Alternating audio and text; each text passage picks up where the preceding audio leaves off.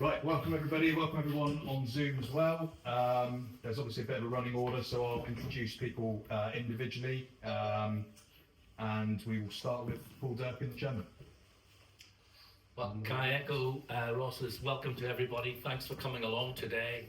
I know it's been relatively short notice, but it's nice to see everybody here and on screen as well. Thank you guys for coming along. I think the news is already broken. You've all seen the press release, so can you hear me now? So I'll just introduce the guys whose names and little bios you saw on the paper. So beside me is Phil Champ. Phil, I've got Ant White in the middle, I've got Lee Miles here, and on screen is Mark Hudson, who has been about for a while but is continuing on as part of our consortium. Guys are going to talk a bit about why they have wanted and are keen to be involved in Pirates. And I think that's important that they are keen to be involved in Pirates and have been. We know that Sir Richard's Sunset has run out. We always knew it was going to be, and we've been looking to see how we can sustain this club as a professional rugby club in Tier 2 as it is at the present time, with still ambitions to go further when it's sustainable and when it's right. And we needed to get people in who would be there for the long term. It had to be right that that happened. These guys are here for the long term. We've been very fortunate through a lot of hard work by our own staff this season to increase our internally generated revenue through sponsorship, through having more bums on seats, as they say, as well, but also through proper financial management to be able to nearly completely bridge the gap that was there in our finances when we started this season. You're all aware, because it's been in the press, you guys have reported it, that we had break clauses. They were important that we had to have them at the time because of financial uncertainty. But it's been really nice that we were able to lift those break clauses a couple of months ago, it was announced, and we now believe we are okay for the rest of this season. Partly thanks to these guys here, but also the idea was that we would be sustainable for next year. And we've got the coaches and we've got our captain here, and they'll be able to say a bit about what it means to have that sort of understanding and stability to be able to plan for the future. And having these people here is really important. You got to also look at it in the background of the uncertainty that's happening within professional rugby in England. I mean, we now have a Tier 2. This is the last season of the championship. The Tier 2 is coming in. It looks almost certainly now it's going to be 14 teams. 12 of them are in the championship. One will be the promoted team, and there will be one other. Don't know who that is yet, but there will be one other if that's the case. But there is uncertainty as to exactly what does that mean. There are minimum operating standards that we will have to meet. We do meet them at this present time. MENA at the minute meets those standards, but they will need to be improved because that's what is going to be demanded. We want to make the MENA a place where people want to come as well, so that will all fit together. And having an unknown budget to work to that we know we have, and working within that is how we want to move this forward. And I'm so grateful that we're in a position to be able to announce that today. So I think there'll be questions later on. I'm quite happy to be able to go into a bit more detail if you want on some of those things later on. But enough of me. I will pass over to Phil. Yeah, Philip will speak next. Yeah, my name's Philip Champ. I live on the Roseland in Cornwall with my wife, and we've been coming to the Pirates now for something like 5 years. Our first visit to the Pirates actually was my wife bought me a hospitality package for my birthday, something like 5 years ago. And what struck us then was how friendly the club was, how welcome we were made on our first ever visit here.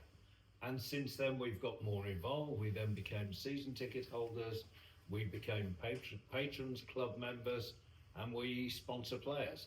So the involvement with the club has grown over those years. And suddenly here was the opportunity to be one of the owners of the Pirates. and to be able to help the club grow and become a bigger club. We have aspirations, obviously, to go beyond Tier 2. We have aspirations for the ground here at the Meadow. And I'm just looking forward to being part of that journey and helping with my commercial expertise, if you like, of running a business for 35 years. That there's something I can bring to the club in terms of my own business knowledge. And that's why I'm here today. Anthony, if you'd like to take the microphone. Anthony White, Director of ARW Scaffold Contracting. Firstly, just like to say thank you to Sir Richard, obviously for the club, how it's turned out, and obviously now we've been given, myself and the others have been given a great opportunity to be heavily involved. Rugby's always been a passion of mine, played in many areas of Cornwall and ventured out into Devon, sadly. Yeah, so, you know, being involved with the Pirates for me personally is just a passion. I love the day at the Menet, always following the away scores and games, and, you know, bringing family and friends down here, and the hospitality, what we get down here is just great. And, you know, we've got a good relationship with the guys, our staff, etc. come down. We have a great day out, and we level off with the boys and have a beer, and it's just about the character of the club, really. So being involved is obviously a great gift. I'm excited to get moving forward with it, and it's great to be on board, especially with the team around us. Anthony, if you'll finish, you'd like to pass over to Lee. Hello, I'm Lee Miles. We run Rosereally Farms along with my family. We've been with the Pirates for many, many years. Catering, started at Kevin in Truro. It's nice to hear when Phil first come down, you have hospitality still here 5 years later. Yeah, but like I say, it's nice to be part of all of this lot, and hopefully with our building experience as well, and Ant's building experience, we can help tidy up the grounds around here and do quite a bit more of the infrastructure side of it to make that more appealing to the customers when they come down. And basically for us to keep it all going, it's a lot better for us to the Pirates to keep continuing, for us to have work for our Roseworthy Farms staff, and I like that for our meat which we produce throughout the winter months. Apart from that, that's it. Thank you very much. Sally, if you'd like to talk ahead of the coaches and John speaking, and we'll switch positions then, so that for the benefit of the Zoom call, they're in shot. Okay, I want to thank everybody who's here. It's been a really fun year. Yeah. There's an amazing staff. I can see them. They're off shop, but I applaud them. What's really magnificent about this gang is leadership and values. The values were set by Sir Richard. They're absolutely exemplified by the coaching staff and the playing staff. And what we've got here is some new leaders who come because of the values and because they care and because they can. They bring skills in that development side. We all want to have a fabulous May, and they bring skills on the commercial side. And that backs me up, it backs Paul up, it backs up the team. We've got Martin for continuity. He's an absolute champion and has been a hero for years. So I want to thank you all. Okay, long may this last. And I'm going to ask you to troop off so that we can have John Stevens, Alan Paver and Gavin Cattle to arrive.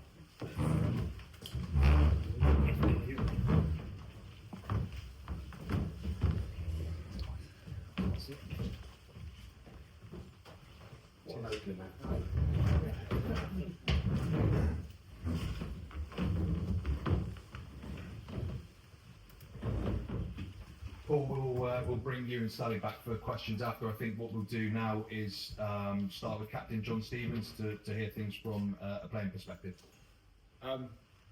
Yeah, from obviously a playing perspective, it's hugely important. We had the contract, obviously break clause that Paul spoke about, and it just gives you that clarity.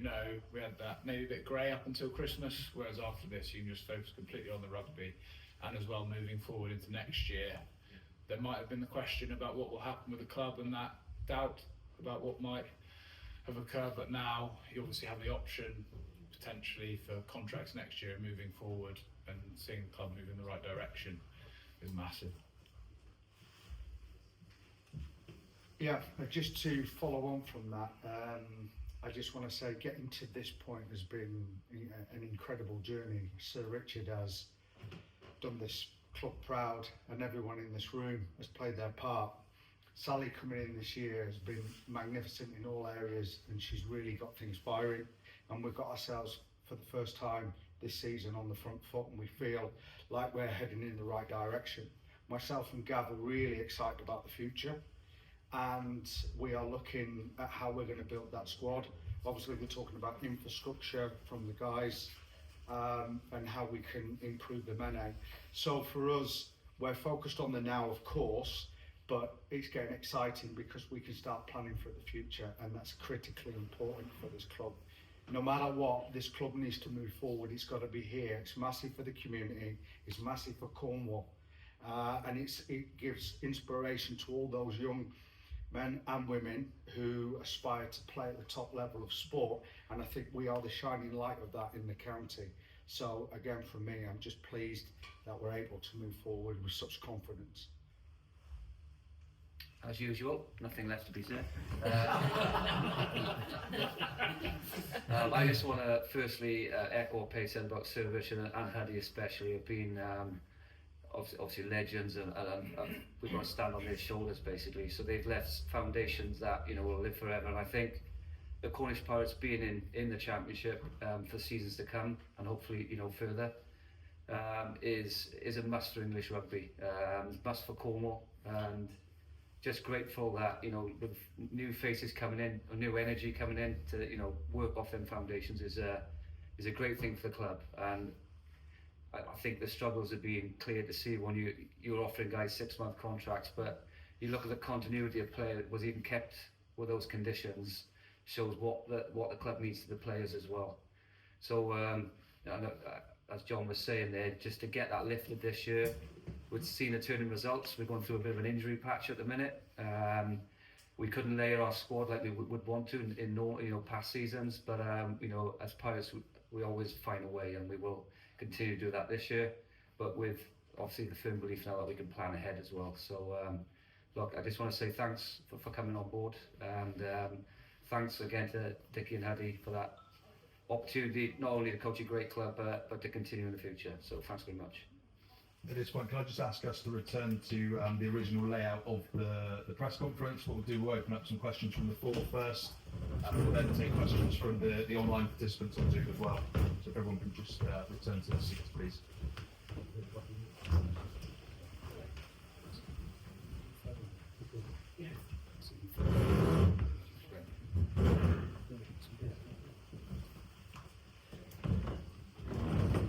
Ross, could I just say one more thing, and it's about these guys you've just spoken to. One of the things as to why this club has been so successful over the last number of years has been the continuity that's been there and provided by both Gavin, Paves, and John. You've been here as long as I've been here, 9 seasons now, and you've been here a lot longer than that. That continuity has been phenomenal. But also, one of the things that this new team of our consortium of owners is now providing is we're going to hold on to what we consider, and what a number of other clubs in our league consider, to be the 2 best coaches in this league. And that is actually critically important. And I want to thank you guys for that, because we do punch above our weight, and that's because of you. And I know that you've been trying to be poached by a number of other clubs. So it does shows that they are held in high esteem. And this move really helps us maintain that. So that's important. Thanks, Paul. At this point, we'd like to open up questions from the floor. Sally, you talk about developing the Mene there. Just talk to me a little bit about what is going to change. I've covered this club for the best part of 25 years, so it's very similar to when I started covering it. What is going to change when you say infrastructure? There's always been talk in the past, the stadium for Cornwall. That didn't come off. You came back from Kenwyn to here via Camborne. What's going to change around the Menay? What can be the big difference there? Well, the Menay is our home and our heartland. You know, we are here and we want to be a really competitive championship club here, possibly a premiership club. So, you know, this is only the first step. One of the people in the room is the chairman of Penzance and Newlyn Rugby Football Club. This is their ground and they very kindly let us play here. So we have started a new development committee. Some of the, I'm going to call you lads because you're children. Some of the lads here, along with the club that owns the ground, have started a development committee. We've got some quite grand plans this year to improve what's here, and then we're going to sit and look at a master plan for the future. So I think this will be a step change, as we have in leadership, so it'll be on the ground. And in terms of the future aspirations, you say potentially Premiership is an option. There are minimum standards that have to be hit. That's a sticking point for several clubs at Championship level already. How will you go about addressing that? You know, we're pulling our feet out of sticky waters with the RFU. We're quite familiar with, so we have plans.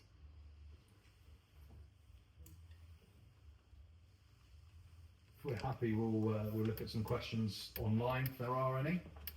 Just move my way over to the laptop. Hi there. So we've got Brent. Hi. Hi, Brent. Hi there. I don't know if you've heard from Martin yet, so Martin can answer this if you can hear it, or any of the directors. I think the question really is kind of why? Why would you take such a gamble on your kind of personal finances for a sport which we don't even know what the makeup of your league is going to be next season, with with an RFU which is possibly turfing out a chief executive and all sorts of infighting. Why? Thanks. You want me, Brent, to take that first? Go on then, Martin, yeah. Go on, then. Hello, by the way, nice to see you. Okay, hello, sorry I can't be there. So first things first is that I've got a business commitment tomorrow, so I couldn't get down for the Gloucester game, in which case I couldn't get down for this, so apologies for that, otherwise it would have been better to be in person.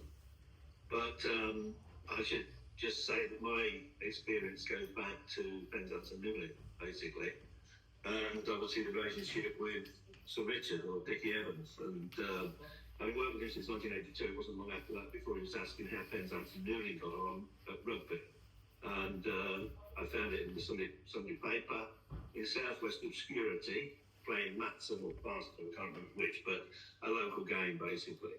And his mission being in Kenya was therefore to say, look, what can I do to help this club get back to what I recall it being, and my dad did and my brother did, in terms of the position it was in league status at that point in time when he played there. So that started the journey, and my involvement in that journey, as I say, started in Penzance and Newlyn. So what I got out of it, I guess, is perhaps what you would also say, because I've been putting money in for some time. Bought the floodlights when we had a better year and decent time, so bought floodlights because we wanted to play night games and stuff like that. So I've seen improvements in the stadium, and I know there's a lot more that we can be doing on that front. But basically, you know, I get for my buck, effectively, a closeness to rugby, closeness to a club which is a fantastic club.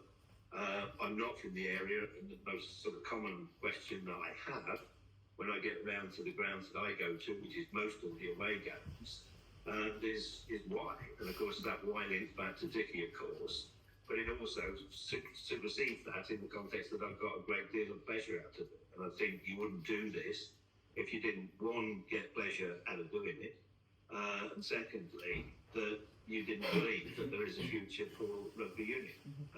There has to be. It's been in some sort of standstill really for the last 2, 3 or 4 years. We've been fighting with the current structure. Like I recall pre-COVID, a conversation about Bill Sweeney and around Bill Sweeney and a Twickenham chip and lack of funding, and what this championship really does mean for Premier Rugby and for England and international rugby. You know, we've got there's loads of examples of it. So I think you do it because we do think, back to Phil's point, you know, there is an aspiration within this crew. You know, we won't provide all of the funding for that, but there will be others that follow us, we believe, and there will be other ways and means of improving our good income revenue streams that we've built for quite some time now. And Ross has done a particularly good job this last 12, 18 months building that to a better place. So we believe we can bring more revenues in and more investors in. And also, you know, one day we'll have some sort of stadium that may look like a Premier, and we're going to have a side that can compete for the Premier. We were very close to it last year, with finishing second, of course. And Injuries Park will be in that same sort of place this year, I think. So you do it because you love it. You've got to love it. You've got to be passionate about it. And as I'm passionate about Cornwall, you know, not from Cornwall, but I can give it a C, a P, so I don't give it an I, give it an R. So you got to love it. And I think this group do. And we all bring something different, which is great too. And we are all equal in this consortium, which is another good place to start from. Sorry, let me find my. Sorry, you. So just a quick one on that. This consortium, it's a consortium of fans. If you look, as we've been looking at trying to get investment, which is a euphemism for benefactors, for the last year and a half, 2 years since we knew about the Sunset Plan. And a lot of people think that you have to have someone like Sir Richard who has put in millions, and that's what you can lose. What we've looked at is a structure, as Martin nicely described it, it's a group of equals who enjoy what they do. That's what they're going to get out of this. It's not going to break the bank. You do have to, the guys are putting their money in, but it's for an enjoyment and to see that this club improves. So it's not, we haven't been asking someone to put their hands in and bring out a few £1 million. It's, let's structure, that's the right way for Cornwall, it's the right way for the Pirates, and it's the right way for those who are investing as well, or being the benefactors. No questions? I think Brent was you due to add to that then as well? I was just going to add to that. Is your aim then? Because I think if we look at the sport in the round, it is a benefactor-driven sport, be that in the Premiership or even the Championship. If you look at clubs like Ealing, what is your kind of aim then for the club? You talked about Premiership and things like that, but clearly, you know, if it's a benefactor-driven sport, it is at the moment, and it's generally whoever throws the most money at it will get close to going up. What are your aims then to try and bridge that gap with those benefactor-based clubs? I think from our perspective, we believe that we can build the commercial side of this club significantly beyond what it is today. And therefore, we don't see ourselves as being that benefactor-driven business, like, as you rightly say, a lot of clubs are. There's also a lot of those same clubs talking publicly that the model doesn't work, that the benefactors had enough. And I'm not going to mention a club that isn't too far from here in Devon, but they have been talking about their situation where they have a benefactor who's driven that club to amazing highs over the last number of years, but there's a point sometimes that has to stop. So myself and my colleagues here now who are investing, we are not investing those huge sums. What we are investing though, as well as some money, is time, business experience, and passion and drive. Because, as was said, we're rugby fans, we're Pirates fans. And I think with that, we can do a huge amount. And just maybe that becomes the model of the future. Not someone putting in millions who then one day gets fed up of putting in millions, or their family get fed up of them putting in millions. Absolutely. Hi, Brent. Sally Pettifer here. I'm a great fan of Martin St Quintin at Gloucester. He's been in the news recently. Gloucester very nearly break even. In fact, they do before tax. He's determined on that model. I'm determined on that model. It's going to take us a few years, but the trajectory is exactly right. These guys are heroes because they're stepping in now. We need to bridge that, but the commercial future, as far as I'm concerned, is that we are self-reliant. We may only be a duchy, but it feels like a kingdom down here. And, we can shut the gate and support ourselves. Thank you very much. Thank you very much. Appreciate that. Just to see if we've got any questions in the chat as we look to wrap things up. Anybody? There's a wave. There's a wave I saw. Tree, and then Yeah. Treve, would you like to unmute yourself and say what you're going to say? Right, can you not hear me? No, we can. You can hear. So my comment, I want to speak on behalf of the supporters. We've been having difficult conversations on the terraces now for a season or so. I really just want to say on behalf of the supporters, thank you very much for your commitment. It is hugely appreciated. And for our part, we will try and do our bit by making sure that we turn up, making as much noise as we can, but both home and away. So it's just a thank you. We really appreciate what you're doing for the club. It's particularly been so precarious for the last season or so. So thank you very much on behalf of the terraces. It means a great deal to us. Hi, Treve. Thank you. Thanks for that. It's a passionate club, isn't it? Really. There's not many places you can go in the UK and they've got Naughty Boys Corner and you can hear them from basically the border. So for us, you've seen us around, and we are around, and it's good to get involved with the fans. And we are massive fans. Our main passion isn't to create a multi-million-pound business. Our passion is to be here with and for the fans. So we do appreciate you saying what you've said, and it is a club-driven supporters club, as you know, and we just appreciate the noise as well, because obviously it cheers the boys on, especially when John Stevens puts in a massive hit. I mean, we all know the noise we get from that, don't we? So, but yeah, again, thank you, and like I say, the passion comes from the fans, and it just spurs us on more, Paul, if you'd like to conclude the conference at this time, unless there's any other questions, I think we'll be wrapping up very shortly to go on to address the playing staff, and then obviously there'll be some potential interviews afterwards. So people will be around for most of the morning. But Paul, if you'd just like to wrap up. Yeah, again, thank you for everybody for turning up today, both physically and on screen. It's nice to be able to give some good news. I wonder if you hadn't seen that press article that was released, and it was on an embargo up until I think it was midnight, that if you didn't know what this press conference was going to be, what your thoughts might have been was, were we going to announce the way London Irish, Wasps, Worcester and Jersey to say, this is the end, guys? Well, it's really, really nice to be able to say, we've found a group of fans who are really passionate, who want this club to continue, to thrive, and it's really good to give some good news out there, because rugby is in a difficult situation. As Treve said, this club has been in we know we've been in a difficult situation once the Sunset Plan went in. We needed to find a future, and luckily these guys have stepped up to the plate, as they say in baseball, and that's what's important. And our staff have stepped up to the plate as well. So we're all in it together, and it's one and all. It's Cornwall. Thanks, Paul. Thanks everybody here. Thanks everybody for attending this morning in person and on Zoom. As I said, we're going to end the conference there. We're going to transition over to the playing staff, but I believe everyone will be available for a certain period of time this morning. So thank you very much.